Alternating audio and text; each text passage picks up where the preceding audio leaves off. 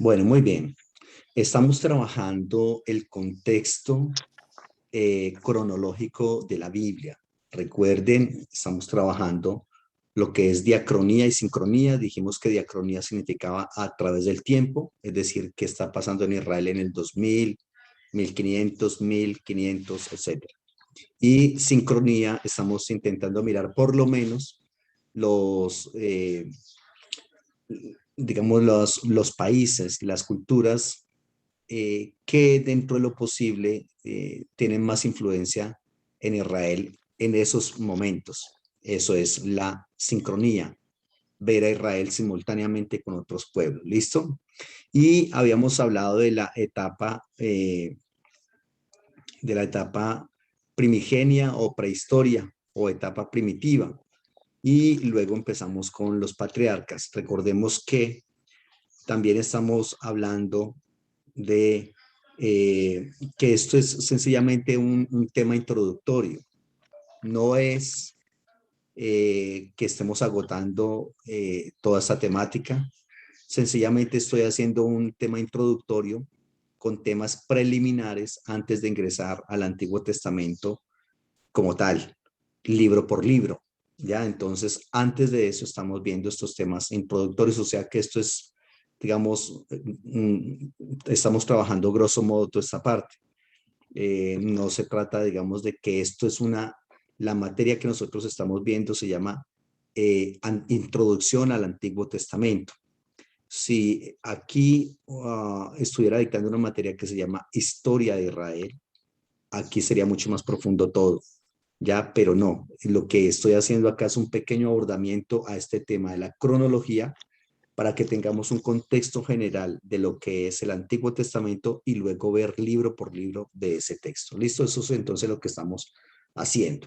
Y hablábamos entonces de que la familia de Job se había trasladado a Egipto y hablábamos de la opresión de los israelitas en Egipto, que no fueron los 430 años esclavizados, que fueron un buen tiempo que ellos vivieron en la hegemonía, en el poder, porque estaban gobernando los Hicsos, según habíamos hablado ahí, ¿correcto? Correcto. Sí, Hablamos también de Moisés, de los 10 mandamientos. sí, Eso muy sí me bien. dejó, eso sí me dejó en shock. Sí, suele pasar y la verdad, poco hablo eso. Eso es un tema que yo lo hablo en materias más avanzadas, pero de todas maneras tú ya habías estado en la universidad, porque ese es un tema muy complejo para la gente. Y hay gente que cuando uno habla de eso, como que su fe se siente como, uy, entonces, ¿qué pasa acá? Pero eso es sencillamente es tener en cuenta cómo es que funciona la narrativa bíblica. Es cómo es que funciona. Cómo es que se funciona ese concepto de historia en la Biblia, porque es que hay mucha gente que, que intenta como tratar de explicar y de creer que todos los eventos de la Biblia sucedieron tal cual están contados en el texto bíblico. Y muy seguramente no es así con todos, ¿ya? Por ejemplo, si nosotros vemos, digamos, el texto del primer fratricidio de la historia, Génesis capítulo 4, solamente para complementar lo que estamos hablando. Ahí habla de cómo Caín mata a Abel y todo este asunto, pero el texto como tal, como está escrito, no pudo haber sido posible tal cual está escrito. ¿Por qué? Por eventos, por ejemplo, como el mero nombre de Caín. Sabemos qué significa Caín, significa lanza, herrero, uno que trabaja el hierro. Y resulta que el hierro se empezó a trabajar en el 1300 antes de Cristo. Y obviamente este episodio de Caín y Abel se dio mucho más antiguamente, mucho más por allá, más temprano en la historia de la humanidad. Entonces ahí ya tenemos que si eso fuese así, el nombre de Caín no pudo haber sido el nombre de ese personaje allá porque Caín significa uno que trabaja el hierro y reitero, el hierro se empezó a trabajar mucho tiempo antes. Ahí lo que está funcionando es un mito en el cual hay dos dioses, Dumuzi y Enkidu. Y Dumuzi es un dios, es el dios de los pastores y Enkidu es el dios de los agricultores. Y hay una pelea siempre entre los agricultores y los pastores. ¿Por qué? Porque los pastores dejan pasar a sus animales a los sembradíos de los agricultores y se les comen la cosecha. Entonces ellos siempre estaban en contienda entre ellos dos. Y se intenta explicar por qué es que pastores y agricultores están en contienda. Y hay un mito en la historia de que es que había una muchacha en esa época, una muchacha que se llamaba Inamá. Todos esos eran dioses en algunas culturas. Y entonces Enkidu y Dumuzi uh, se fijaron en Inamá. Inamá tiene que decir con cuál de los dos se queda. Finalmente se casa Inamá con Dumuzi, es decir, con el dios de los pastores. Y el otro entonces queda ofendido. ¿Ya? Entonces la Biblia lo que hace es tomar ese concepto de allá y trabajarlo acá en este momento. Ahora, por otro lado, el concepto de agricultura. La agricultura en esa época era lo más tecnológico, el adelanto tecnológico más avanzado que existía. Como decir en este caso todo esto de Internet y todo este asunto. Pero resulta que la agricultura no se dio tan, uh, tan allá en la historia de la humanidad, sino que se dio mucho más acá. Es decir, también es tardía. Es mucho más temprana que el manejo del hierro, pero es mucho más tardía que el origen de la humanidad. ¿Ya? Entonces, ahí tampoco podemos decir que ese personaje, Caín, podría haber manejado las técnicas de la agricultura en esa época de allá. O sea que fíjense cómo es el asunto ahí. Hay muchos elementos que se conjugan para contarnos una historia bíblica, pero que eso haya sido histórico tal cual, desde la perspectiva ciceroniana que nosotros tenemos de historia, no, no es así. ¿Ya? Entonces de ahí que a veces uno escucha gente que dice que la NASA dijo que la NASA puede decir lo que quiera, pero no significa que porque la NASA diga que sí o que no a un evento bíblico o a un dato de la Biblia, entonces cuando la NASA dice sí, le da un espaldarazo a la Biblia y entonces la Biblia adquiere un significado importante. No, no. Si la NASA dice que sí o si la NASA dice que no, no hay problema, porque la Biblia no es un libro de ciencia desde la perspectiva de las ciencias duras. Ojo con todo esto que te estoy diciendo. La Biblia no es un libro de ciencia desde la perspectiva de las ciencias duras. La Biblia y la teología son otra ciencia. Recuerde que hay una división entre las ciencias que se llaman las ciencias duras y las ciencias Blando. blandas. Las ciencias duras son, por ejemplo, física, química, todo lo que es cuántica, matemáticas, todo eso son las ciencias que se utilizan para la arquitectura, para la ingeniería, para todo lo que es, reitero, física y todo ese asunto. Pero hay otras ciencias que son las ciencias blandas, que son las ciencias sociales, las ciencias humanas. La teología pertenece a las ciencias blandas, pero no significa que por ser ciencia blanda es menos ciencia que las demás. Lo que significa es que el método científico que se debe aplicar al conocimiento de las ciencias blandas es muy diferente al método científico que se aplica a las ciencias duras, definitivamente. Entonces, en las ciencias blandas, como es el discurso, entonces es el análisis del discurso, es la semiótica, es la hermenéutica, la filología, ya es todo ese concepto, es el análisis, por ejemplo, de los géneros literarios, de que si un texto es narrativo, de que si un texto es legal o poético o profético, todo eso es un método científico diferente al de colocar un solvente en un líquido, en un tubo de probeta y a ver qué pasa con eso y saber que siempre lo haga una y mil veces va a pasar exactamente lo mismo. Acá no. Este otro concepto o este otro método científico es mucho más subjetivo, pero siguen siendo ciencias. Entonces, usualmente lo que la gente ha intentado es aplicar el método de las ciencias duras a la Biblia siendo, y a la teología siendo que esta es una ciencia blanda. Ahí está uno de los crasos errores que se ha trabajado. Entonces, desde esa perspectiva, la Biblia no es un libro científico desde la perspectiva de las ciencias duras. La Biblia es un libro de fe y para la fe, ¿ya? Que nos muestra Ya. la historiografía de la salvación. Entonces, todo eso lo tenemos que tener en cuenta cuando nosotros nos vamos a acercar al texto bíblico.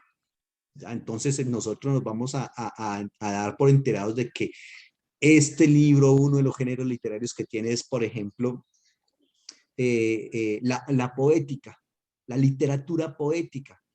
Y en la literatura poética, entonces, se le dice al mar en la Biblia, ¿qué tuviste, oh mar, qué hubiste? O se le dice, por ejemplo, que los montes saltaron como corderos, los collados como corderitos, que los árboles dan palmadas de aplauso.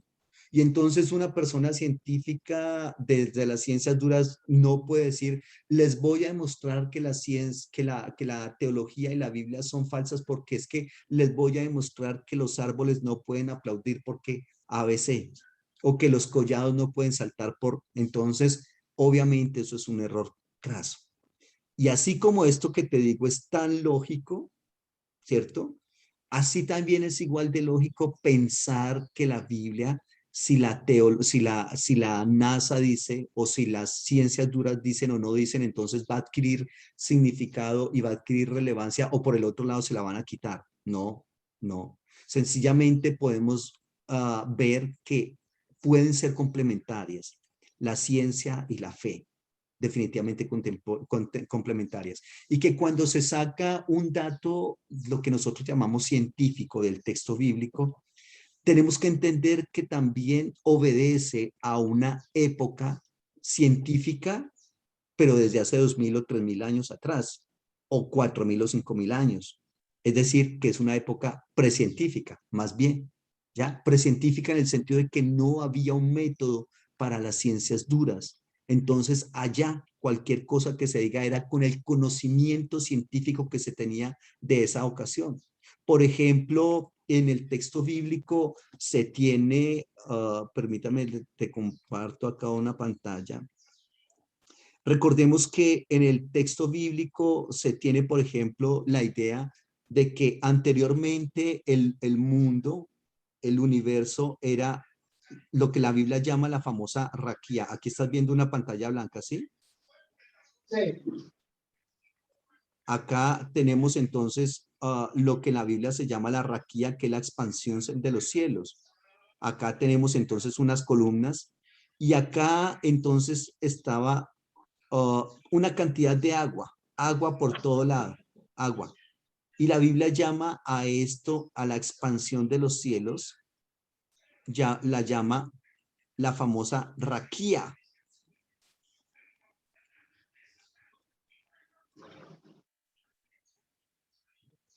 La famosa raquía. Y esa raquía, básicamente, en esa época se consideraba que esto que está acá era un caparazón de tortuga, más algo así como un caparazón de tortuga, todo esto, ¿ya? ¿Se acuerda el Ya. famoso texto de Malaquías 3:10?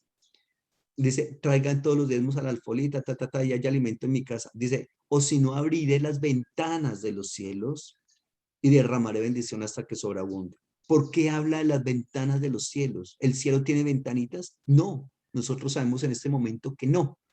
Pero en esa época se creía que esta raquía de acá, todo esto de acá, tenía una cantidad de ventanas, ventanas por todo lado, y que esas ventanas estaban evitando, toda esta raquía estaba evitando que toda esta agua que estaba acá cayera e inundara la tierra. Entonces lo que se pretendía era que cuando la divinidad, el Todopoderoso quería que lloviera, lo que él hacía era empezar a abrir todas estas ventanitas, las abría. Y el agua que estaba arriba empezaba a caer como gotas a la tierra. Cuando la divinidad quería que dejara de llover, simplemente cerraba todas estas ventanas de la expansión de los cielos, ¿ya? Esto era una cúpula labrada, una cúpula metálica labrada a martillo. Y por eso, entonces, cuando la persona veía hacia el cielo, veía algo algo como gris, como metal, porque esto era metal, reitero, labrada a martillo. Y tenía esas ventanitas para que lloviera. Y ese concepto, fíjese que está inmerso en un texto que siempre se ha utilizado para hablar de los diezmos, pues muy válido y respetable, pero estoy tomando esa segunda parte del concepto. Y ese concepto tal cual quedó en el texto bíblico. Nosotros obviamente en este momento sabemos que la tierra no tiene unas columnas. La Biblia habla de que la tierra tiene unas columnas, que está fundada sobre unas columnas. Nosotros sabemos que no es así y que la tierra tiene esta raquía, esta extensión de los cielos llena de ventanitas. Nosotros sabemos que eso no es así, pero en la Biblia está. Entonces, una persona no puede tomar, digamos, este concepto para decirles voy a demostrar que la Biblia es falsa, porque mire lo que dice en cuanto a cómo es que llueve y cómo es que lo que está encima de nosotros. Y les voy a mostrar que no es así porque la ciencia dice que no. Claro, era lo que se creía en ese momento. Era el método científico de una época precientífica que quedó ahí en el texto bíblico, digamos, consignado, ¿ya? Pero que reitero, de ninguna manera nos puede servir como argumento para llegar a una conclusión, digamos, de que la Biblia no funciona por eso. ¿Me explico en todo lo que te estoy diciendo? Bueno, tengo una pregunta. Sí. Eh, según lo que usted me ha explicado de las que vimos en la clase anterior de los egipcios, de estas otras culturas más antiguas. Entonces, estamos hablando que obviamente con estos códigos que se encontraron antes de la Biblia, que también los mandamientos y todo esto, ¿por qué nosotros damos más validez a la Biblia como tal, sabiendo que estos otros escritos son más antiguos y ende también esos escritos son inspiración de él? Porque pues si está igual que el de nosotros puede ser la misma inspiración. Entonces, ¿por qué nosotros adaptamos la Biblia? Eh, porque según lo que yo estoy más o menos entendiendo, no sé si estoy errado, es la Biblia viene siendo más, es un manual ético de tratarnos de explicar un comportamiento, de mejorarnos como personas y para tratar a nuestro prójimo. Y pues obviamente que hay un creador y que hay un Dios y como tal, pero ¿qué nos hace a nosotros pensar o qué nos hace a nosotros seguir a la Biblia y no a esos otros códigos o no a esas otras relatos que habían anteriormente? ¿Por qué le damos es la aceptación a la Biblia como tal? ¿Qué, no, qué le hace más especial los escritos de, digamos, de Israel a los otros escritos? Esa es una pregunta excelente. Bueno, yo te voy a ir diciendo cositas, Carlos, pero yo te voy a pedir un favor. Sí, Cuando consideres que de pronto la cosa no está funcionando en el sentido de que dices, esto es mucha información para mí, muy denso para mí analizarla, me dices y paramos. ¿Esto por qué te lo digo? Porque sí. varias personas han dicho, no, yo realmente no sigo porque eso es muy denso para mí y no quiero, no sé hasta qué punto nosotros estemos preparados para escuchar cosas. ¿Listo? Pero Sí, realmente no, nosotros, la verdad es que yo desde que comencé a estudiar la teología, pues siempre le dicen a uno que no estudie eso porque pues eh, eh, uno espiritualmente no, bueno, lo que hacen las iglesias como tal, que son, ¿cómo se llaman esas iglesias? Las como carismáticas, ¿sí me entiendes? sí, como, Carismáticas y esto. Yo la relación que yo tengo con Dios y mi oración con Dios y la forma de que yo lo siento a Él y todo eso, como ese me revela, no me hace dudar de su existencia. qué bueno, Pero sí, por eso, algo que le admiro yo a usted mucho, profesor, de que lo conozco en la universidad, es que usted es una persona que es una persona que conoce mucho y sabe mucho, es una persona erudita es que se dice, ¿no? Y, y no ha perdido la fe. Entonces, si usted no ha perdido la fe con todo lo que ha leído y sigue siendo espiritual, es porque él sí, él está ahí. Entonces, realmente eso a mí no me inquieta. Ok, Lo que yo sí quiero, lo que yo sí quiero saber es conocer la verdad, ¿sí me entiende? Como sí, qué es realmente, pero que la relación que yo tengo con Dios es inmovible. qué No me va bueno. a quebrantar mi fe y no me va a desviar, ¿no? Eso está muy bien. Entonces, Y me parece que estás por el camino adecuado. Y todo esto te lo digo porque es a la teología. Y yo mismo, muchas veces, tú sabes que en la universidad se hace una entrevista para la gente cuando quiere entrar. Y yo mismo, en algunas entrevistas, le dije a la gente, me parece que no debes estudiar teología. Y a mucha gente le he dicho, así como a muchos les he dicho, estudia teología, a otros les he dicho que no, porque la teología no es para todos. Pero me parece que con lo que acabas de decir, esa es como la ubicación. Eso es como lo que hay que hacer. La Biblia, ojo, la revelación de Dios no se agota en la Biblia. Eso tenemos que tenerlo en cuenta y es algo de lo que tú has dicho acá, en el sentido de que sabemos que esos escritos de esas otras culturas también son inspirados por Dios. ¿Ok? Entonces, desde esa perspectiva tenemos que decir que la revelación de Dios no se agota en el texto bíblico.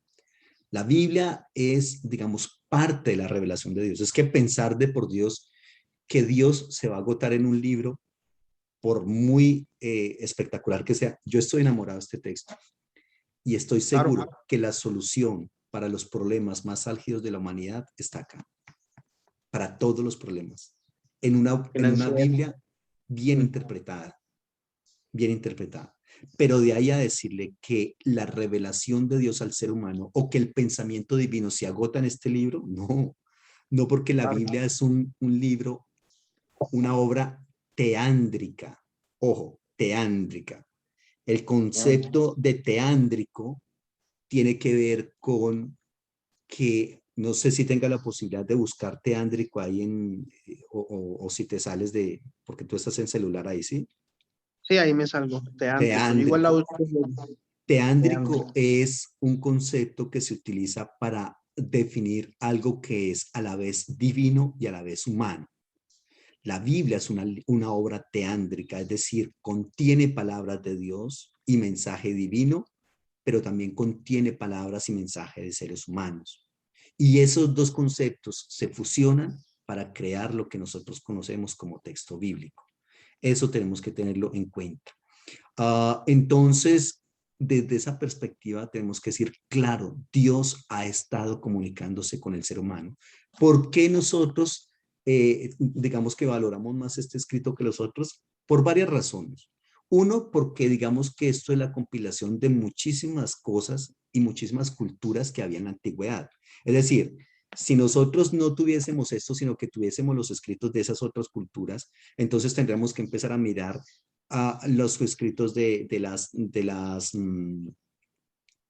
la cultura, por ejemplo, egipcia, babilónica, ugarítica, mesopotámica, caldea, asiria, y entonces todos están como diseminados, todos están como diseminados y muchos de ellos hasta ahora, por ejemplo, ¿por qué hasta ahora se está trabajando Ugarit? Porque Ugarit se descubrió por allá en el 1929, muy reciente, y se empezó a analizar y a estudiar todo ese asunto, pero es muy reciente. Y lo que Ugarit tiene, digamos, ya estaba consignado acá en el texto bíblico, igual pasa con Babilonia, con Egipto y todo ese asunto. Por otro lado, tenemos que tener en cuenta que la Biblia también tiene un respaldo, tanto político como económico como religioso, ¿correcto? Porque es que recordemos que la Biblia cuenta historias de las tres, de las cinco grandes religiones más importantes del mundo, cristianismo, judaísmo y el islam. Entonces, eso ha hecho que la Biblia tenga un impulso bastante fuerte a través de toda la historia y que tenga gente que Dios providencial y misericordiosa y sobrenaturalmente ha levantado para que se preserve ese texto bíblico. Entonces, ninguno de esos manuales que nosotros tenemos en el código Hammurabi o el código hitita o el código sumerio o la literatura digamos, religiosa de Egipto, ninguno de esos manuales es tan completo como esos. Esos manuales solamente tienen, digamos, pequeñas historias de ABC. Entonces, si vamos a mirar el conjunto del texto bíblico comparado con esos otros documentos, pues obviamente la Biblia lo supera enormemente, enormemente, porque reitero, aquí hay una compilación muy grande de todas esas culturas y a través del tiempo. Entonces, es como por, reitero, primero, hegemonía, y esa hegemonía está dada por un respaldo político, económico y religioso. Segundo, porque es un texto mucho más completo que lo que tienen las otras culturas, ¿correcto?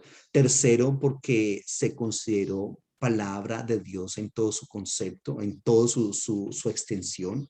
Por eso se dice, toda la escritura es inspirada por Dios, mientras que esos otros conceptos de esas otras culturas no se creen totalmente inspirados por Dios. Simplemente es un hombre, por ejemplo, como Hammurabi, que lo que pretende es, digamos, como buscar el buen funcionamiento de su estado, de su monarquía, y entonces crea ese código de Hammurabi. Mientras que de la Biblia se habla cómo estos hombres están totalmente inspirados. Entonces, ese concepto de inspiración aplicado un poco al geógrafo, es decir, al escritor bíblico, y no tan aplicado a esos personajes que escribieron en esas otras culturas, obviamente equivocadamente, pero es así, pues hace que la Biblia sea vista como algo especial para nosotros. Ahora, por otro lado, otro aspecto más es que nosotros, como somos un pueblo, un pueblo cristiano, una cultura cristiana, obviamente la vamos a reconocer como el único libro normativo, autoritativo de la fe que nosotros manejamos, mientras que no asumimos eh, eh, como de esa perspectiva libros como el Corán, como el libro del Mormón, como los escritos de Elena de White, etcétera. Esos no los asumimos nosotros como libros inspirados. Pero la misma pregunta que tú haces en este momento se la puede hacer un musulmán diciendo por qué para nosotros el Corán es el libro por excelencia y no la Biblia. Nosotros también tenemos esa pregunta, ¿por qué la Biblia y no el Corán? Sencillamente porque es el libro sagrado de nuestra religión. Entonces, todos esos, digamos, conceptos que te he mencionado, en conjunto hacen que la Biblia tenga digamos, nivel y este sitio especial en cuanto al libro, digamos, inspirado por Dios y que lo utilizamos para nuestro diario vivir. Entonces, No sé, desde esa... profesor, no sé, profesor, si, es que yo soy muy inquieto, ¿cierto? Sí, Soy una persona muy inquieta y busco mucho de lo que me apasiona, ¿no? eso está bien. Y, y yo he estado mirando también que hay unos escritos muy antiguos, lo estoy mirando ya hace tiempo, no me acuerdo muy bien, de una persona no sé si era una persona egipcia o no, no sé si usted sabe, de pronto me corrige, pero que vivió lo mismo, es como la misma historia de Jesús. Muchísimo. Entonces, que son libros mucho más antiguos y, y que hicieron lo mismo de Jesús, o sea, con la misma orientación que hizo Jesús. Entonces, ahí uno se hace esos interrogativos. ¿Cómo dos personas hacen lo mismo y, y son totalmente diferentes épocas, en diferente Sí, tiempo? Y entonces, esas son el tipo de cosas que yo analizo me pregunto a mí mismo, bueno, ¿qué es esto? O esto toman como historieta o toman de aquí a allá y hacen algo, lo fabrican ellos o es una manipulación o qué es. ¿Sí me hago entender? sí. Y eso está bien. Claro, hay muchas personas en la historia del mundo que tuvieron esa misma tendencia. Claro que sí. Y la persona que obviamente no crea en Jesucristo como Dios, muy seguramente dirá, pero vea, pues, ellos también están en esa dinámica, entonces, ¿cómo me vas a decir acá que el texto bíblico no, o que Dios es el único, o Jesucristo es el único, etcétera? Y claro, muy válido y respetable porque la historia ha rastreado personas. Pero desde la teología cristiana evangélica o cristiana católica, pues también se tiene como un sitio especial para Dios en cuanto a que dicen, a ver, pero es que ninguno de ellos era Dios, no creemos en la kenosis, no creemos en la unión hipostática, kenosis es el despojamiento de Cristo, la unión hipostática es la unión de dos naturalezas, divina y humana, en Jesucristo, como lo creemos nosotros. Entonces, por lo tanto, entendemos que si bien hay personajes que vivieron, digamos, de manera muy similar a Cristo, pero pues no le dan la talla a lo que es Cristo. Vamos a decir nosotros desde la teología cristiana.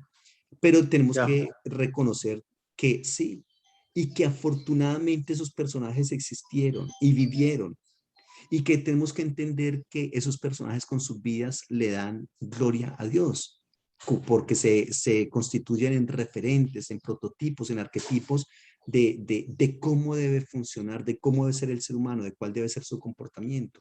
Y eso está bien. O sea, todo eso de pronto para una persona puede decir, no, pero sinceramente si eso es así, yo sí colocaría en tela de juicio mi religión, lo que creo, Dios, etcétera. Para mí no, personalmente, obviamente. Para mí Claro. es al contrario, cuando yo veo que Dios está en medio de Hammurabi, que Dios está en medio de los escritos, por ejemplo, de los egipcios, y todo ese asunto es espectacular. ¿Sabes qué dice Justo González? Justo González es, creo que, el historiador más grande que nosotros tenemos en el cristianismo evangélico. Una persona muy brillante, muy brillante. Justo González dice, Dios le dio a Israel los profetas, pero cuidado, pero le dio a los griegos los filósofos. Entonces, ¿Dios está en la filosofía? Claro que sí.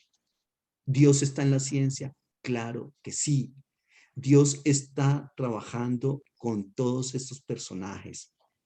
Todo conocimiento, todo conocimiento que viene para bendecir al ser humano, para dignificarlo, para restaurarlo, todo conocimiento viene de parte de Dios.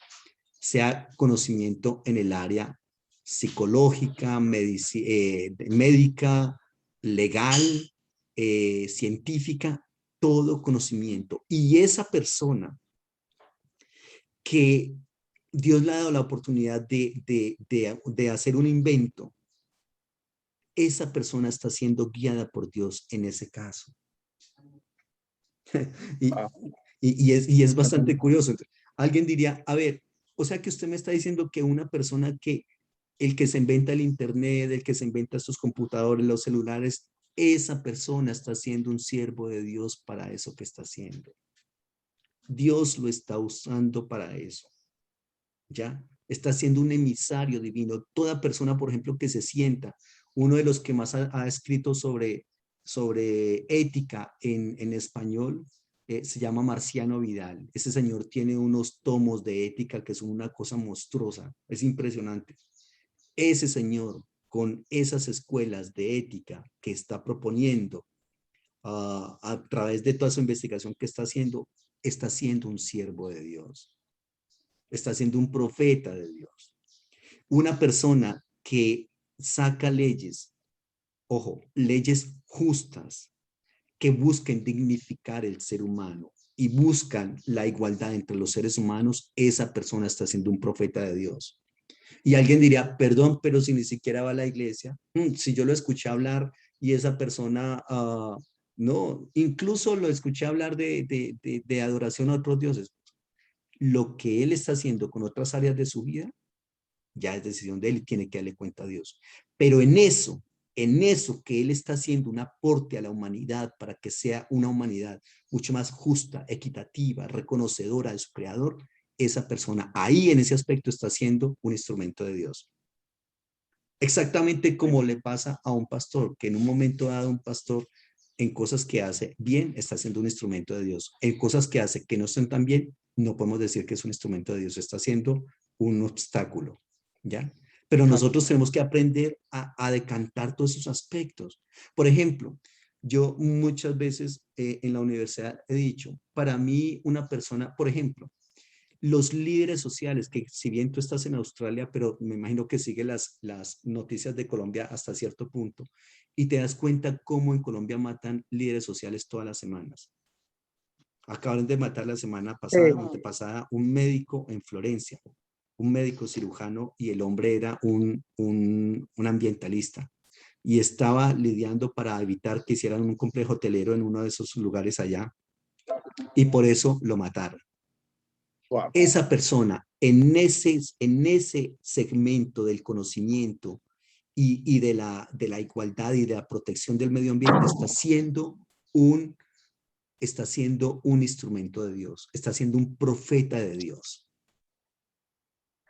¿Ya? Incluso más que muchos que se consideran profetas a sí mismos dentro de la iglesia. Entonces nosotros tenemos que aprender a valorar esos impulsos, a valorar esos aportes y a entender que no una persona tiene que ser exactamente como yo y analizar las cosas como yo, creer lo que yo pienso, lo que yo creo y lo que yo pienso para poder decir que sí, que esa persona es un siervo de Dios. Reitero, en esa área de aporte a la humanidad está siendo un siervo del Señor. Tremendo. Claro. Entonces, en esa perspectiva también tenemos esas historias o esos aportes literarios, legales, poéticos de esos seres humanos y que posteriormente vinieron a tener su copia en el texto bíblico. Eso tenemos que tenerlo en cuenta. Entonces, ¿eso le resta importancia al texto bíblico? No, no le resta importancia. Al contrario, le da muchísimo más importancia en el sentido de que Dios no está solamente interesado en comunicarse. A ver, mijo, ¿tú eres cristiano? Sí. A ver, porque es que recuerda, requisito sine qua non para mí es que tú seas cristiano o que vayas a X o Y iglesia. No, yo siempre tengo que decirle a la gente que, ojo, Dios no es evangélico. Desde la perspectiva de la institución llamada iglesia, Dios no es evangélico, ni ha firmado contrato de exclusividad con el cristianismo. Desde esa perspectiva yo no tengo de qué ufanarme diciendo, es que Dios está de mi lado y está en contra de todos los demás. No, perdón, es muy posible. Jesús en la Biblia Jesús nunca habla de religión. Claro, claro. Ni se pretende, ni la Biblia pretende ser un libro de... Lo que pretende ser es un libro de espiritualidad, sí, pero una cosa es espiritualidad y otra cosa muy, muy diferente es religiosidad. Son dos cosas muy diferentes. Entonces uno tiene que aprender cómo a lidiar con todos esos asuntos ahí.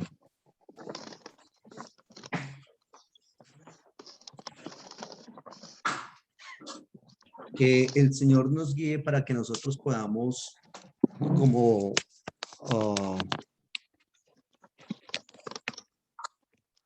como lidiar con eso y poder como ampliar un poco estos conceptos que nosotros tenemos de cómo es que actúa Dios en el mundo.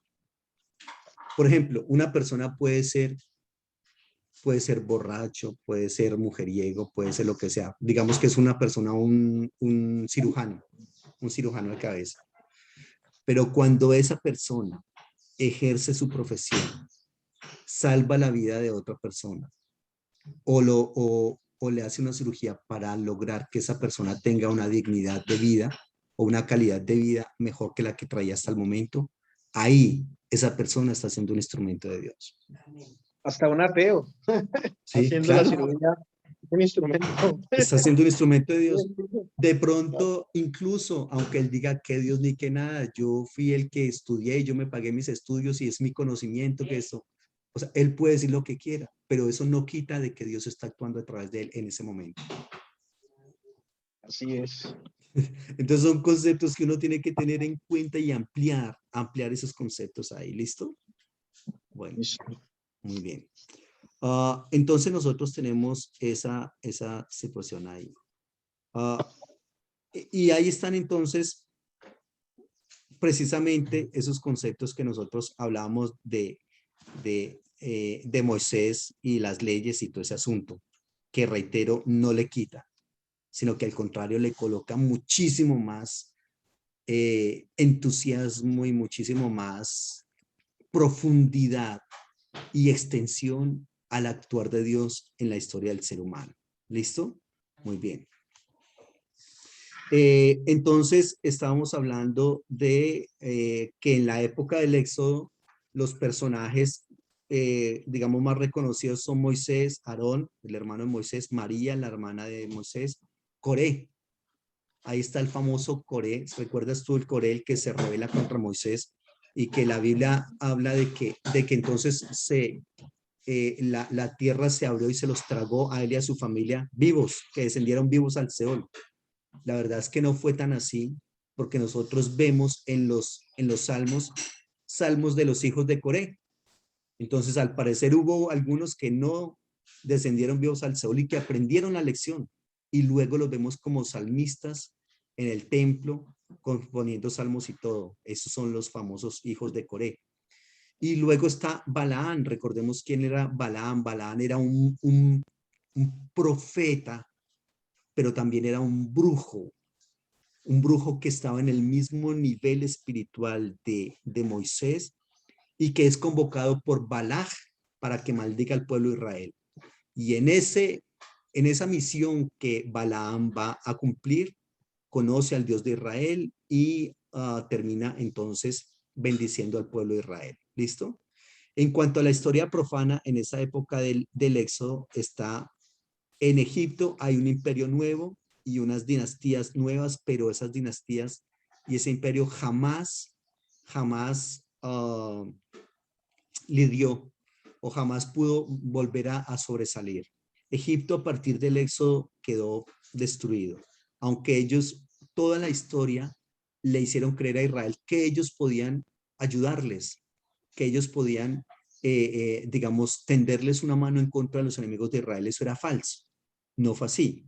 En muchas épocas de Israel, sobre todo cuando está el Reino Unido y Reino dividido, en Israel hay tres partidos políticos: un partido político pro-egipcio, otro pro-babilónico y otro pro-nacionalista. Entonces, los del partido egipcio o pro-egipcio decían, Egipto nos puede ayudar a nosotros. Y los del partido babilónico decían, no, es Babilonia la que nos va a ayudar. Y los nacionalistas pueden decir, nosotros solos podemos, sencillamente tenemos que buscar a Dios que esté a nuestro lado y podemos hacerlo. Sobre todo por allá en la época de Jeremías. Jeremías es obligado a ir a Egipto por los que eran afiliados al partido pro-egipcio. ¿Listo? Pero definitivamente en todo eso nunca Egipto demostró ni pudo ayudar a Israel. Aquí le estoy dejando unas listas de posibles faraones que hubo y le doy un recuento de cada uno. Yo tengo unos libros que creo que tú los alcanzaste a conocer, Prolegómenos del Antiguo Testamento. Tengo 2 tomos de ese libro. Es importante conocer, digamos, cada uno de estos personajes acá. Ahí está, por ejemplo, Asia Menor y norte de Siria, y hay un nuevo imperio hitita. Aquí entonces estaba el imperio egipcio y surge o se presenta en el escenario político otro imperio, que es el imperio hitita, que eran tremendos guerreros, tremendos soldados, bastante sanguinarios y que se fueron erigiendo en la escena mundial como personas poderosas. Y se da una cosa que se conoce en la historia como la batalla de Cádiz en el 1286 entre los egipcios y los hititas. Ellos peleaban por la hegemonía del mundo, pero cuidado, de un momento a otro hicieron un pacto de no agresión. ¿Por qué? Porque en ese escenario apareció un tercer competidor que era Asiria. Asiria empezó a ganar poder del 1350 hacia acá y entonces ellos dijeron, los egipcios y los hititas dijeron, un momento, no vamos a seguir peleando entre nosotros porque entonces Asiria se va a hacer con el poder y nosotros vamos a quedar sin nada. Entonces dijeron, no peleemos más y más bien miremos a ver cómo atacamos a Asiria. ¿Listo? Muy bien. En el Éxodo también se están dando, luego la liberación de Egipto, que es por allá en el 1290, la famosa edificación del tabernáculo, la entrega de la ley 1290. Mire qué fecha le estoy dando para la entrega de la ley 1290. y mire la fecha que le estoy dando para el Código de Hammurabi, 1850. O sea que el Código de Hammurabi es más o menos 560 años más antiguo que la entrega de la ley de Moisés. ¿Listo? Entonces, fíjese cómo uno tiene que empezar a lidiar con esos conceptos. O sea que la entrega de la ley de Moisés, más que una tabla, fue algo que él escribió. Digamos que eso es la manera en que se cuenta en el texto bíblico, ¿ya? O sea, ¿qué es el texto bíblico? La verdad es, el texto bíblico es como una colcha de retazos, como una colcha de retazos. ¿De dónde son esos retazos? Vienen desde cada una de las culturas adyacentes y subyacentes a Israel.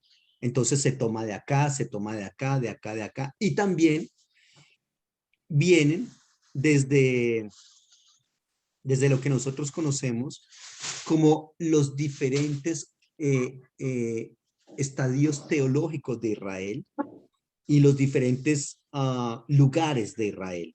Entonces, uno de esos documentos vienen del Reino del Norte, otros del Reino del Sur, otros de la corte del rey, otros digamos, de profetas, otros de sacerdotes que tienen sus propios escritos. Y todo eso, entonces, lo compone una persona o una escuela, hablamos más bien es de escuelas, no de personas, una persona que se reconoce como el escritor sagrado, pero que se le reconoce a eso como la escuela redaccional. ¿A qué me refiero con esto? Por ejemplo, tú lees, digamos, porque eso está en cada página de la Biblia. Segundo de Reyes, capítulo 20. En aquellos días Ezequías cayó enfermo de muerte y vino a él el profeta Isaías, hijo de Amós, y le dijo, el Señor dice así, ordena tu casa porque morirás y no vivirás. Aquí, cuando yo empiezo a leer diciendo, en aquellos días Ezequías cayó enfermo, ¿quién está hablando ahí? ¿Quién está hablando ahí? He escuchado respuestas, por ejemplo, no, pues Dios. No, pues el profeta que escribió Reyes. No, ahí está hablando un personaje que se le ha colocado, se le ha denominado el redactor o la escuela de redacción, que es alguien que tiene todas esas diferentes lecturas que hay y todas esas diferentes documentos, los tiene acá, acá, acá, y dice, bueno, tenemos que tomar todo eso y fusionarlo, darle un orden, cuidado, que no es geográfico, que no es histórico, que no es cultural, un orden teológico a todas esas grandes historias, ¿ya? Y entonces, ¿dónde iría esta? ¿Dónde va esta? ¿Cómo acomodamos esta? ¿Cómo hacemos esto? Y después, esa escuela redaccional es la responsable de esas organizaciones del texto bíblico, ¿ya? Y a ese personaje o a esa escuela de la cual estoy hablando, que empieza hablando aquí en aquellos días cayó Ezequías enfermo, se le reconoce o se le llama en la semiótica un narrador extradiegético. Narrador extradiegético. Cuando se habla de un narrador extradiegético es uno que está acá contando y cuenta una historia sin involucrarse, ¿ya? Entonces él sencillamente está contando algo que tiene de una información que tuvo lugar en el pasado y entonces se la cuenta. Luego cuando dice acá, y vino a él el profeta Isaías, hijo de Amós, y le dijo, Jehová dice así, ordena tu casa porque morirás y no vivirás. Entonces ahí se llama ya un narrador intradiegético, que está dentro de la historia. Y más adelante dice, entonces él volvió su rostro a la pared y oró al Señor y dijo, te ruego el Señor Jehová, te ruego que hagas mi memoria de que han dado delante de ti en verdad y en integridad. Eso ya es otra clase de narrador que se llama un narrador homodiegético. Entonces en la Biblia hay diferentes clases de narradores, extradiegético, intradiegético, homodiegético, ¿ya? Que cuando nosotros tenemos en cuenta eso, nos podemos entender un poco más cómo es que funciona el texto bíblico, ¿ya? Y entender que todos los textos de la Biblia son hechos post-evento. Ojo, no es que Caín está matando a Abel allá y acá ahí está el escritor bíblico tomando nota escondido en un árbol por si de pronto, para que este no sepa que está ahí y de pronto lo mate, escondido en un árbol acá agazapado, tomando nota de lo que está pasando. No. El evento pasa y se empieza a colocar una tradición oral, luego esa tradición oral se coloca por escrito. Muchísimo tiempo después, ¿te acuerdas que yo te comentaba de que la Biblia tiene un tiempo interno y un tiempo externo? Y que el tiempo interno es el tiempo en que tienen lugar los hechos que se cuentan en la narrativa. Pero el tiempo externo es el tiempo en el que se coloca por escrito ese hecho. Son dos cosas muy diferentes. El tiempo interno y el tiempo externo se pueden llevar 200 años de diferencia, 500, 1000 o 2000 años de diferencia. Imagínense. Entonces, cuando se coloca por escrito ese evento, se coloca por escrito con el ánimo de enseñarle a alguien cómo es que actúa Dios, qué es lo que exige Dios de nosotros, cómo es O sea, que profe, Dios... que estos personajes bíblicos como tal, ellos realmente sí existieron, o más que todo toman estos nombres o como tal para darnos una guía de cómo debemos nosotros en cada momento de nuestras vidas, cómo nosotros debemos de actuar según Dios quiere que nosotros actuemos, pero no porque sea en ese momento sea Moisés, o sea Abraham, o sea Excelente, esto, o sea el otro. Pues eso según lo que yo estoy como analizando, no sé si... excelente. El personaje es muy posible que haya existido. Entonces empieza uno a analizar hipótesis de que sí existió y de que no existió. De que sí existió, perdón, existió y fue exactamente como lo cuenta el texto bíblico. Ojo con lo que te voy a decir. Estamos en Antiguo Testamento, pero permítame, me paso al Nuevo Testamento. La historia, tú has escuchado hablar del Jesús histórico, ¿correcto? Sí. La historia del Jesús histórico es, si el Cristo de la Biblia vivió y es exactamente tal cual lo cuenta la Biblia, la historia tiene que rastrearlo. Entonces se lanzan en la búsqueda del Jesús histórico y ¿cuál fue la conclusión de eso? No, la historia no rastrea un Jesús tal cual lo cuentan los evangelios. Si eso es lo que se concluye de la figura más importante del Nuevo Testamento y que está más cerca a nosotros, ni hablar de personajes que vivieron, mire, muchos miles de años atrás. Adán, Abraham, Moisés, Noé, Enoch, de por Dios. Entonces es muy complicado.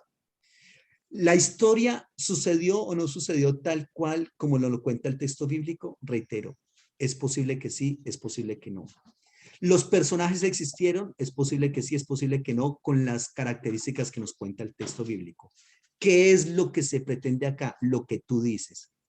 Que esas historias y esos personajes se constituyan en arquetipos para nosotros. Un arquetipo es un primer evento que nos trae lecciones de vida. Por eso la Biblia, cuidado, es un libro que se reconoce como histosófico. ¿Qué significa el término histosófico? Histosofía es sencillamente, te lo voy a escribir acá. Histosofía es básicamente como yo tengo un, un texto que se convierte o se constituye, aquí estoy escribiendo, histosófico. ¿Qué es este término de histosófico? Que las narrativas del texto bíblico no son historia, reitero, desde la perspectiva ciceroniana de historia, sino que lo que pretenden es darnos lecciones de vida a nosotros, lecciones de vida para ser mejores seres humanos, para estar más en el nivel de lo que Dios es decir, la divinidad espera de nosotros, ¿ya? De cómo debemos actuar en a veces circunstancia, de cómo se pronunció Dios en esa circunstancia y que por lo tanto, como yo ya tengo un registro de cómo se pronunció Dios al respecto diciendo eso está bien o eso está mal, yo vaya a actuar desde esa perspectiva. Los nombres de los personajes de la Biblia son por lo general puestos por el hagiógrafo. ¿ya? Puestos por el agiógrafo porque los nombres de los personajes de la Biblia tienen un mensaje encriptado ahí. Por eso en libros, por ejemplo, como Ruth, Ruth significa, Elimelech significa Dios es mi rey. Ruth significa amiga, Noemí significa dulce y placentera. Los hijos significan debilucho y enfermizo. Entonces, todo eso lo que hace es como crear un escenario en el cual los nombres de los personajes tienen un mensaje también para nosotros. Es Pero tiene exactamente cada lo... significado. ¿Cómo?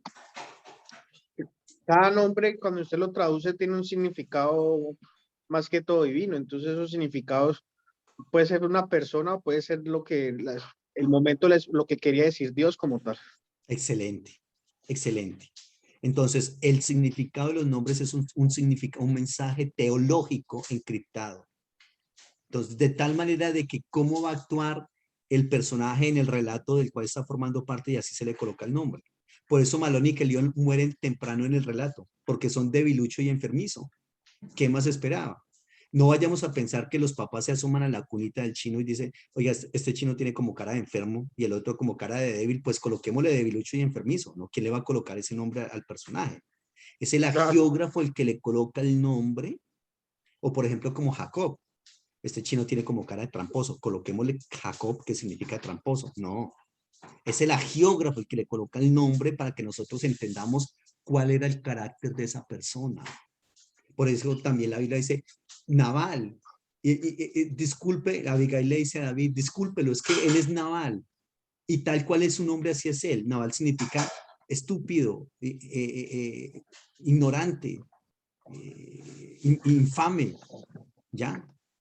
Por ejemplo, Abel, Abel, ¿qué significa? Abel significa vacío, vaciedad, nada. ¿Y por qué Abel significa eso? Porque su hermano Caín lo mató y no le permitió cumplir con su propósito de vida. ¿Ya?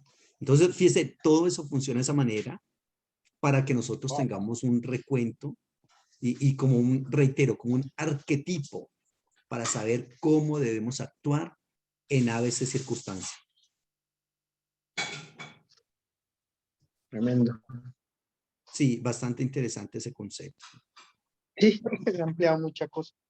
Sí, y uno empieza a ver la Biblia, a ver, y esto no es, no, o sea, el discurso está interesante y todo, pero no, o sea, es ver la Biblia en su contexto, es ver la Biblia, digamos, de la manera que fue traducida, es que, como fue construida, perdón, es que esta Biblia no cayó del cielo tal cual está y alguien se la encontró porque iba pasando por ahí y dijo, oiga, esto está como bueno, venga, sacamos unas copias de eso, no.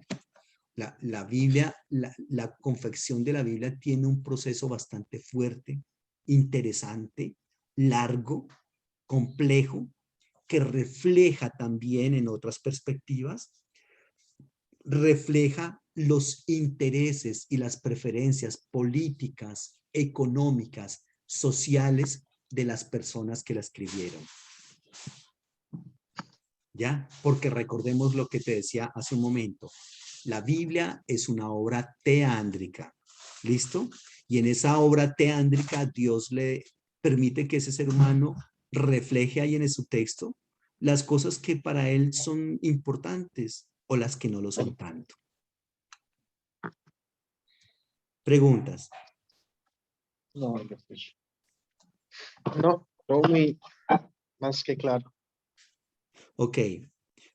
Luego del éxodo y de todo lo que sucede ahí en el éxodo y en el desierto, cómo Dios entonces les da en el desierto maná, agua de la roca, codornices, la nube de fuego, la columna que los protegiera del sol durante el día, en fin. Y que ellos vieran el poder de Dios ahí en el desierto. Cuidado, el desierto es quizás el lugar teológicamente hablando más importante del texto bíblico. Incluso esto que te voy a decir puede sonar a herejía, pero es así. El desierto es el lugar más importante en la Biblia, incluso más que la tierra prometida. El desierto es el lugar ideal. Y en el libro de Oseas, cuando el Señor dice, ya sé lo que voy a hacer con mi esposa, es decir, con Israel. La voy a llevar al desierto y allí le voy a hablar al corazón. O sea, el Señor lo que está diciendo es, la voy a llevar al desierto y allá la voy a volver a enamorar, porque el desierto es el lugar donde Dios e Israel vivieron su luna de miel, ahí en el desierto.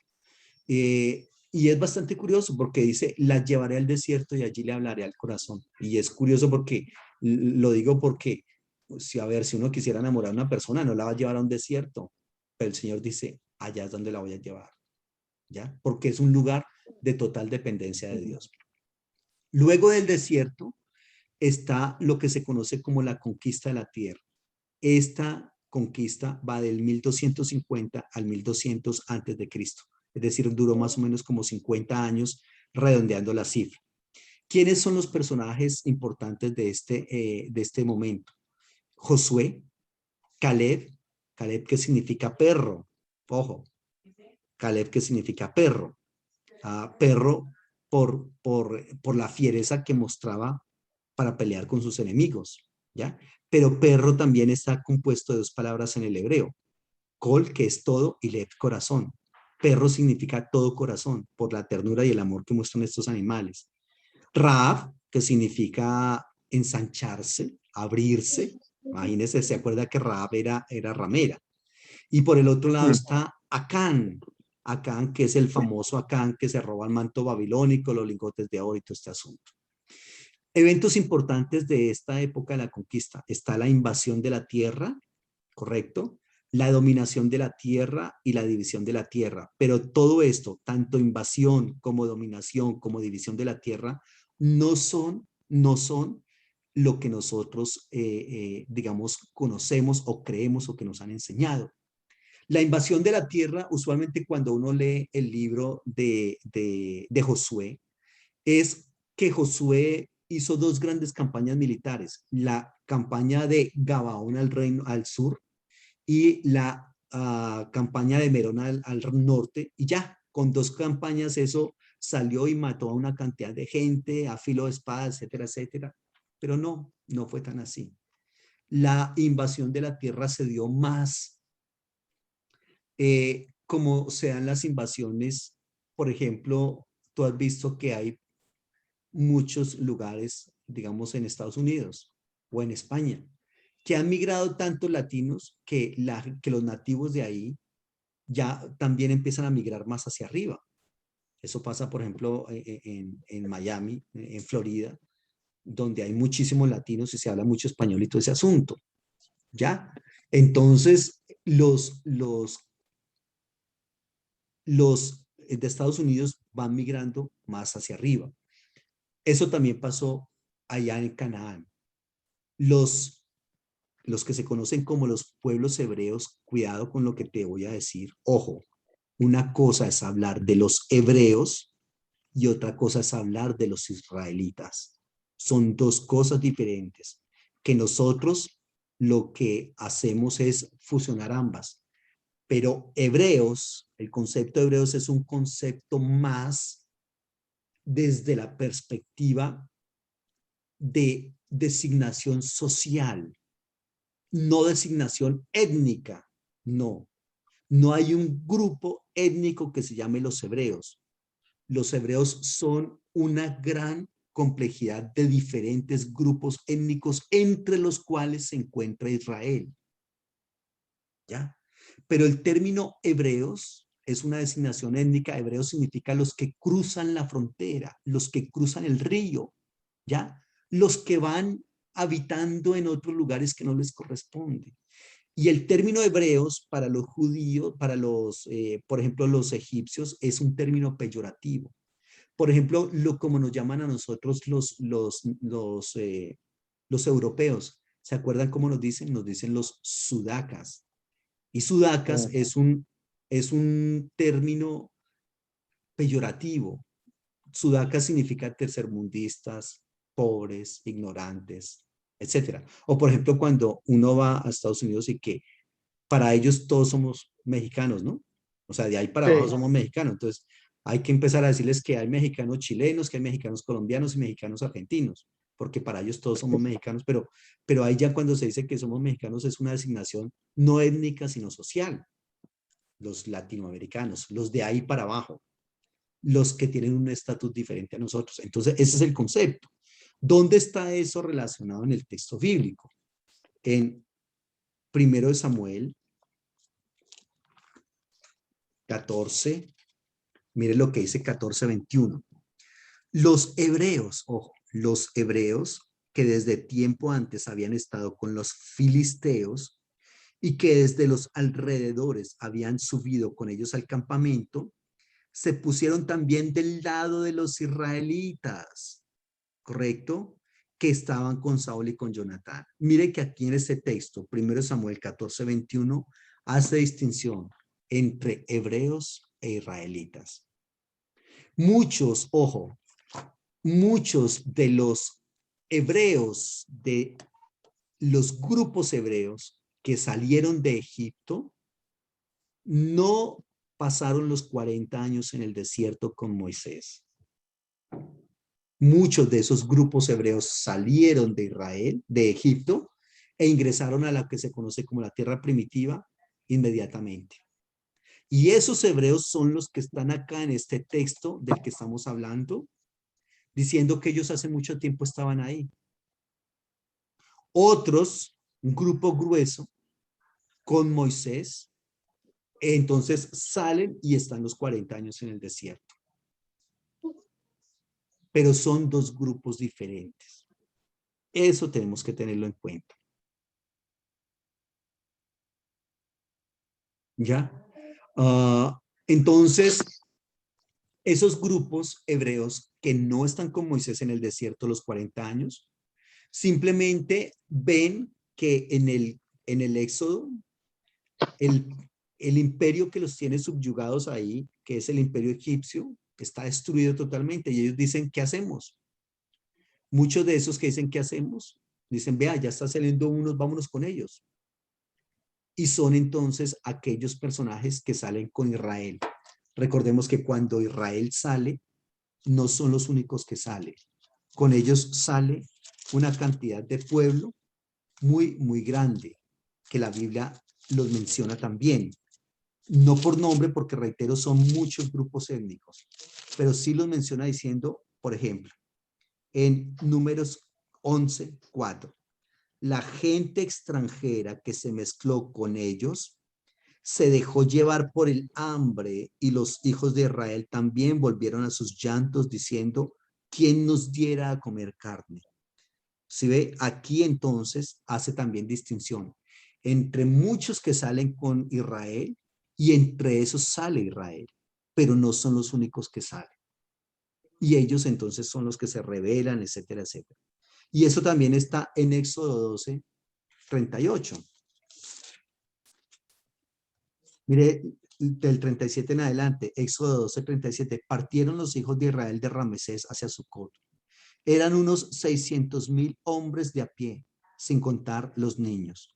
También subió con ellos una gran multitud de toda clase de gentes, ovejas y muchísimo ganado.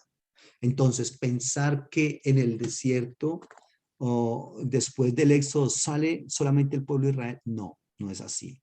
Pero tampoco podemos decir que son los famosos 2,5 millones de personas que no, no, eso es una hipérbole, eso es una exageración. No, realmente no fueron 2,5 millones de personas vagando por el desierto. Tú eres caleño, ¿cierto? Sí, señor. 2,5 millones de personas es la población de caleña, vagando por el desierto 40 años y no ha habido nunca digamos, un rastro arqueológico de esa cantidad de personas que deberían haber dejado un rastro arqueológico muy bravo, muy grande. 40 años, 2,5 millones de personas viviendo en el desierto, pero no, ese rastro no se ha encontrado. En fin, luego de ahí entonces llegan a la conquista de la tierra prometida y como le comentaba, la invasión de la tierra no fue tan así.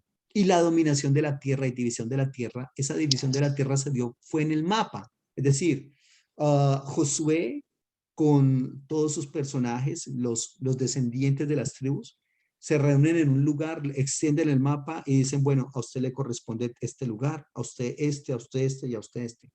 Pero una cosa es dividir la tierra en un mapa y otra cosa es ir a tomarla allá. No creamos que cuando está Josué vigente el pueblo de Israel toma esa tierra. No. El libro de Josué nos habla de que Josué dice, yo ya soy viejo y queda aún mucha tierra por conquistar. Y el libro de Jueces empieza diciendo que los hijos de Israel le clamaron al Señor diciendo, ¿quién subirá de nosotros a tomar la tierra? Entonces, Josué muere y todavía la tierra está sin tomar. Permítame leer un momentico esto. Aconteció, estoy en Jueces 1, aconteció después de la muerte de Josué que los hijos de Israel hicieron esta consulta al Señor. ¿Quién de nosotros subirá primero a pelear contra los cananeos? El Señor respondió, Judá subirá porque yo he entregado la tierra en sus manos. Imagínense. Uno lee el libro de Josué y uno dice, pero ¿cómo así? ¿Y acaso esta gente ya no había tomado la tierra, ya no la había conquistado, ya no había habido guerra y una cantidad de sangre por todo lado? No, no. Al parecer el asunto fue muy, muy diferente. ¿Listo? Lo que sí es cierto acá es que Israel se establece como una confederación de tribus. Eso es lo que se conoce en la Biblia, en la Biblia no, en la historia, con el concepto de anfictionía. Miremos un momentico esa palabrita, anfictionía, permítame, le comparto esta pantalla y la escribimos acá. La palabra anfictionía.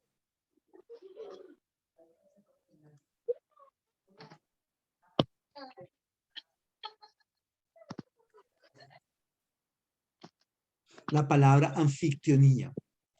¿Qué es eso de anfictionía? Esa palabra la acuña un teólogo que se llama Martin Knott para intentar explicar el origen de Israel. Martin Knott. A Martín, ver, es que pensar que Israel viene del árbol genealógico del árbol genealógico de Abraham y que todos los israelitas vienen engendrados por la descendencia de Abraham. No, eso no es así. No es así. Anfictionía básicamente es un término que se utilizó para tratar de explicar el origen del imperio griego, en el cual hay muchos grupos étnicos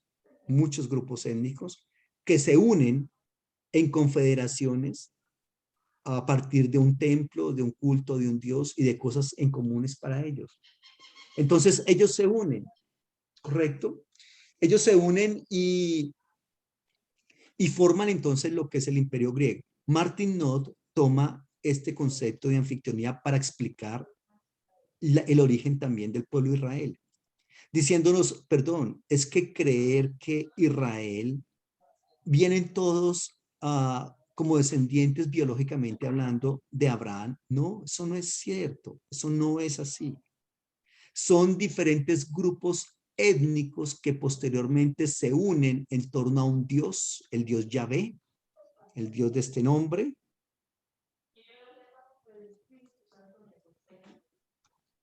Ahí está, lo estoy haciendo como en diagonal. En torno a un Dios Yahvé, en torno a un templo, en torno a unos ideales de conquista, pero no, realmente no es que haya sido un pueblo como tal, así como lo estoy diciendo. ¿Listo? Entonces hay que también tener en cuenta eso.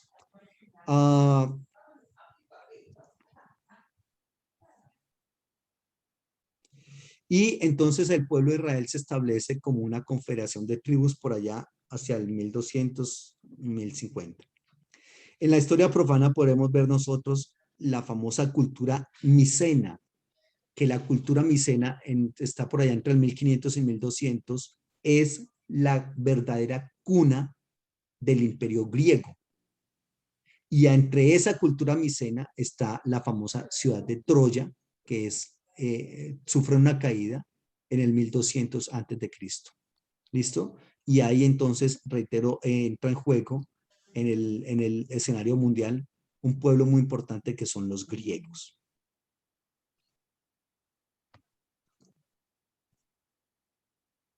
Y luego de esa etapa de la conquista de la tierra prometida y de la vida de Josué y todo este asunto, se levanta otra etapa muy importante en Israel, que es la etapa de los jueces. Esa etapa de los jueces va del 1200 al 1050 antes de Cristo. Ahí, en ese momento, se inaugura el primer periodo del hierro según la arqueología. Y la Biblia también menciona algunos episodios acá. Luego de la conquista de la tierra, los israelitas quedan a manos de sus enemigos porque, ojo, los israelitas no manejan las técnicas de la metalurgia, mientras que los filisteos y los cananeos sí. Y eso hizo que esos pueblos tuvieran una hegemonía muy grande sobre Israel. Porque, bueno, y es que no es tan sencillo, porque recordemos que el hierro para trabajarse se funde a 1000 grados de temperatura. Perdón, llevar una fogata o una hoguera o un horno a 1000 grados de temperatura en esa época no era tan fácil. 1000 grados de temperatura no se alcanzan fácilmente. Y entonces los cananeos y los filisteos dijeron, no les vamos a permitir a esos israelitas que no les vamos a permitir que aprendan a manejar el hierro y así nosotros vamos a tener influencia sobre ellos. Por eso Israel nunca fue capaz de destruir a los filisteos, porque los filisteos les llevaban la ventaja enorme en sus armas. ¿Recuerdas tú cuando se enfrentan Goliat y David y Goliat? Sí. ¿Se acuerda cuál fue el insulto de Goliat para David? Le dijo el nombre, ¿cuál es el filisteo? Le dice, ¿acaso yo soy un perro para que vengas contra mí con palos y con piedras? Goliat sí tenía toda una armadura y todo un armamento importante, ¿correcto? Pero este personaje no. Este personaje, ¿por qué? Porque no manejaban las técnicas de la metalurgia. Mire lo que dice en 1 capítulo 13. 1 capítulo 13.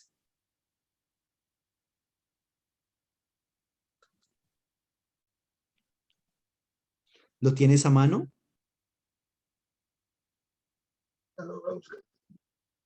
Primero Samuel 13, 19. Samuel.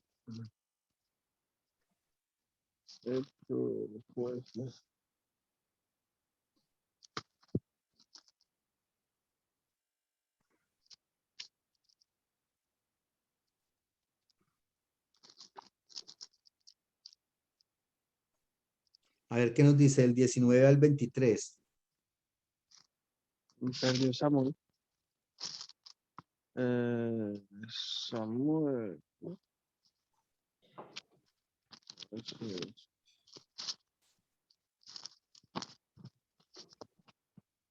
Primera de Samuel. Sí, primero Samuel 13, del 19 al 23.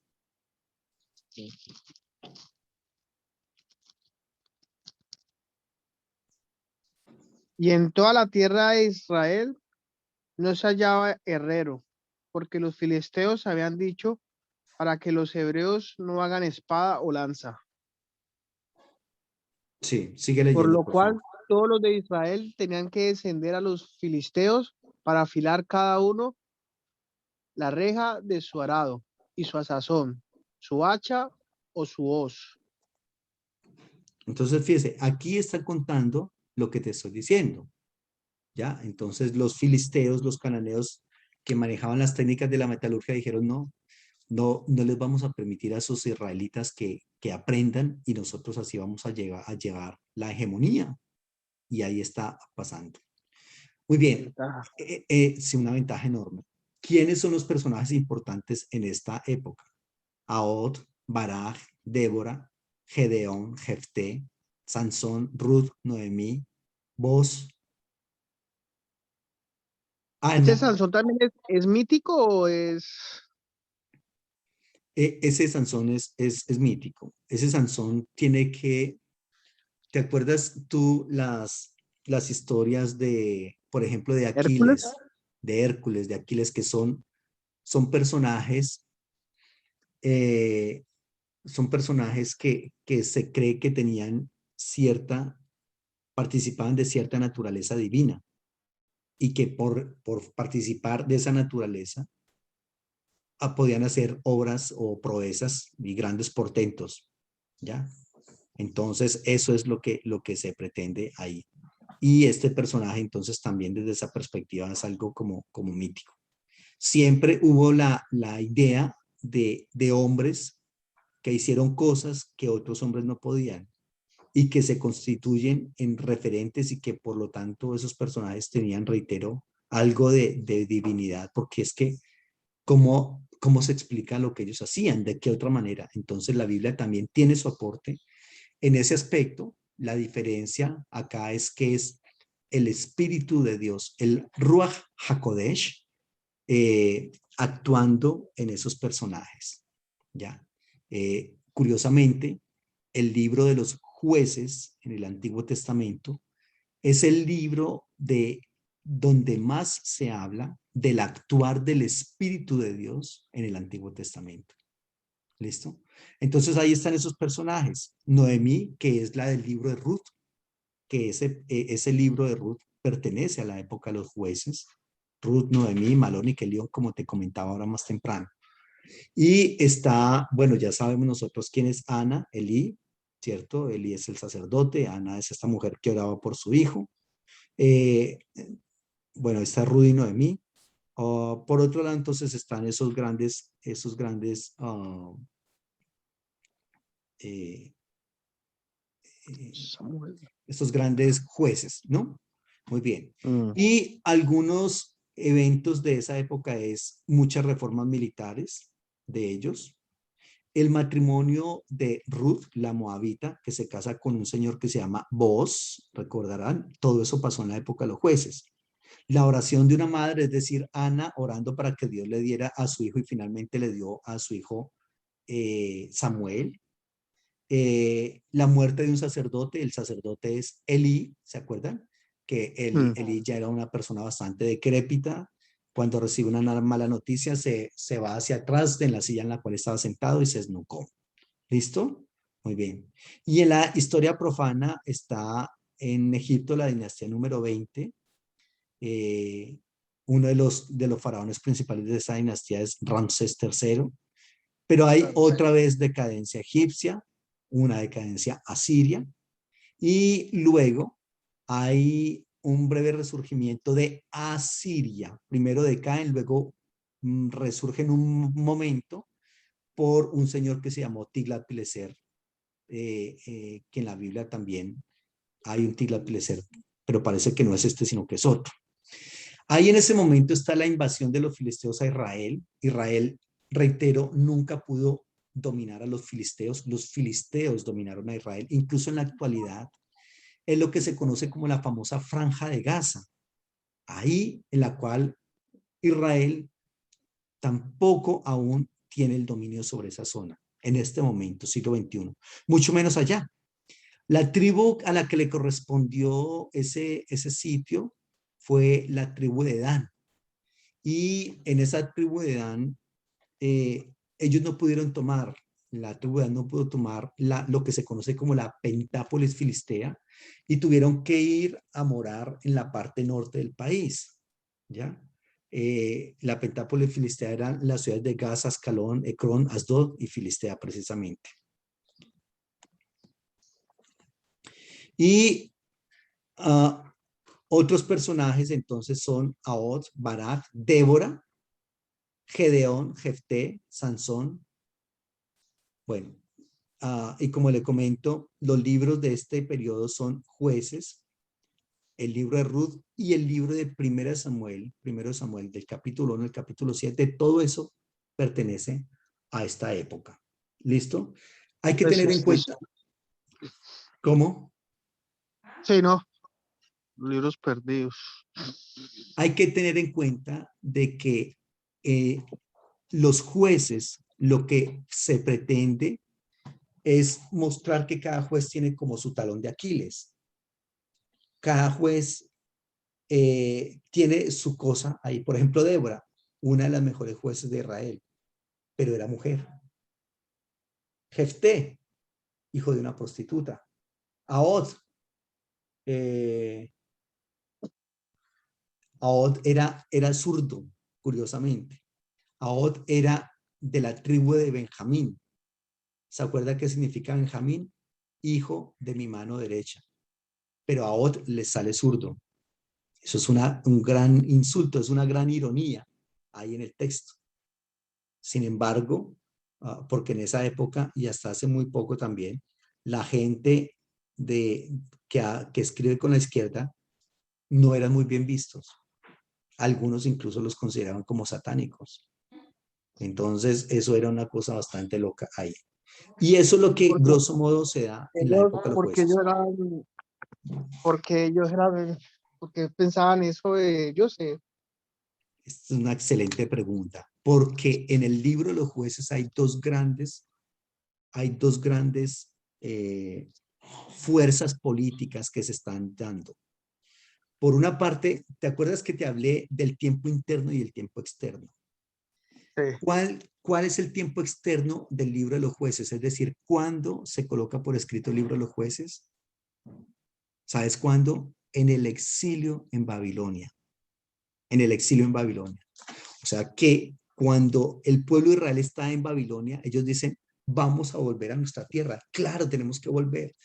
Pero un momento, cuando volvamos a nuestra tierra, ¿qué clase de gobierno vamos a colocar ahí?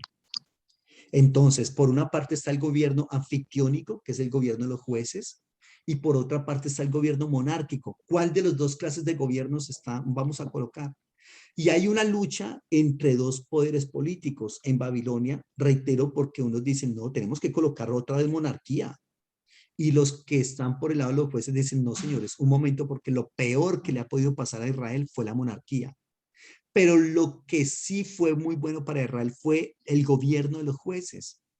¿Se acuerdan lo que dice la Biblia de los monarcas? Dios no está con ellos. El espíritu del Señor se apartó de Saúl. Saúl es el paradigma de los reyes de Israel, pero los reyes perversos y los reyes malos. Y el Señor, el Espíritu del Señor no está con Saúl. Mientras que con los jueces, ¿qué pasa? Con los jueces el Señor sí está. Y eso lo evidencia el texto ya en el capítulo 2:16 de Jueces.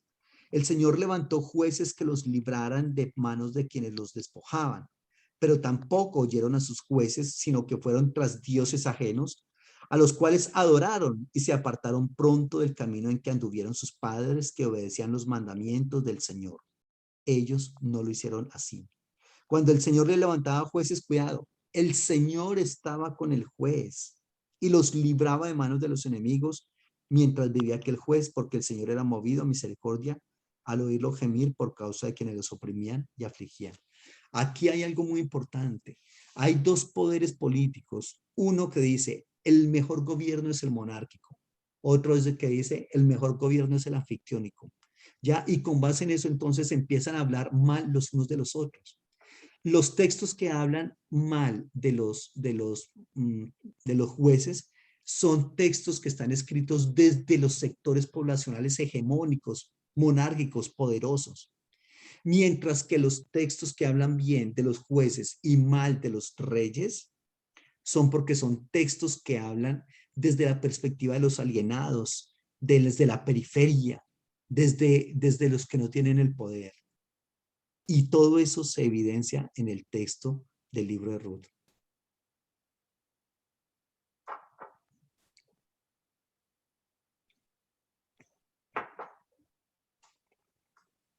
Preguntas. No, muy bien.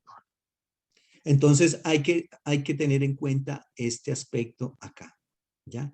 Ojo, cuando se habla bien en la Biblia, por ejemplo, de un rey, por ejemplo, del rey Salomón, el hombre más sabio, y cuenta las historias del rey como tal, tratando de levantarlo es porque son historias que son escritas desde los sectores poblacionales hegemónicos.